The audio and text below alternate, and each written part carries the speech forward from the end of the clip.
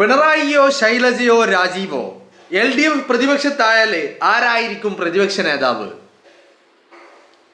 Reporter ടിവിയുടെ ഒരു കാർഡാണ് നിങ്ങൾ കണ്ടുകൊണ്ടിരിക്കുന്നത്. അതിലെ ഫോട്ടോ നൽകിയവരുടെ കൂട്ടത്തിൽ ആരൊക്കെയുണ്ട്? KK ശൈലജയുണ്ട്, KN ബാലഗോപാൽ ഉണ്ട്, MB രാജേഷ് ഉണ്ട്, P രാജീവ് ഉണ്ട്, പിന്നെ പിണറായി വിജയനുമുണ്ട്. പ്രതിപക്ഷത്തിരിക്കുന്ന LDFനെ സംബന്ധിച്ചിടത്തോളം പിണറായി വിജയൻ ഒരിക്കലും പ്രതിപക്ഷ നേതാവ് ആകില്ല എന്നുള്ളത് തന്നെയാണ്. പിണറായി വിജയൻ പ്രതിപക്ഷ നേതാവിൻ്റെ നേതൃ കസേരയിലേക്ക് വരില്ല. പിണറായി വിജയൻ അതിന് താല്പര്യവുമില്ല, അദ്ദേഹത്തിന് അതിന് ഇഷ്ടവുമില്ല, അദ്ദേഹം ആവില്ല. പിന്നെ ഈ പറയുന്ന റിപ്പോർട്ടർ TV പറഞ്ഞിരിക്കുന്ന KK Shailaja, KN Balagopalan, MB Rajesh, P Rajeev, 3 പേരും 4 പേരും 8 നിലയിൽ പൊട്ടും.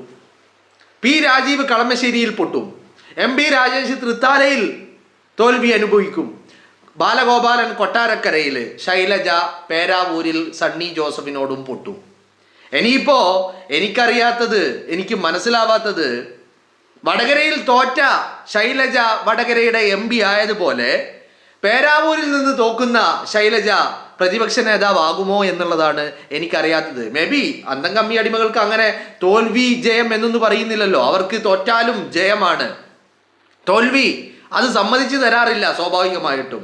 വടകരയിൽ ശൈലജ തോറ്റപ്പോ അല്ല, വടകരയുടെ NB അത് ശൈലജയാണെന്നും പറഞ്ഞ് നടക്കുകയായിരുന്നു, അല്ലേ? ഇപ്പോഴും വടകരയുടെ MB അത് ശൈലജയാണെന്നാണ് അന്തംകമ്മി അടിമകൾ പറയുന്നത്. ഇനി ഒരുപക്ഷെ MLA ആയില്ലെങ്കിലും എന്ന് പറഞ്ഞാൽ നിയമസഭാ സാമാജികനായില്ലെങ്കിലും, തെരഞ്ഞെടുപ്പിൽ വിജയിച്ചാലാണ് നിയമസഭാ സാമാജികനാകുന്നത്.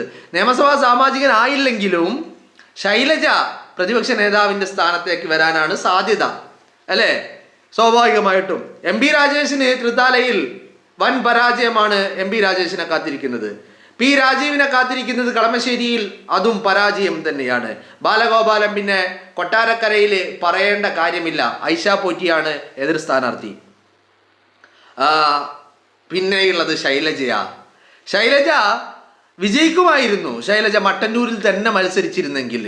ആ ശൈലജയെ പിടിച്ചു കൊണ്ടുപോയി ഈ പറയുന്ന പേരാവൂരിൽ എത്തിച്ചത് തന്നെ വലിയ അബദ്ധമായി പോയി എന്നുള്ളതാണ്.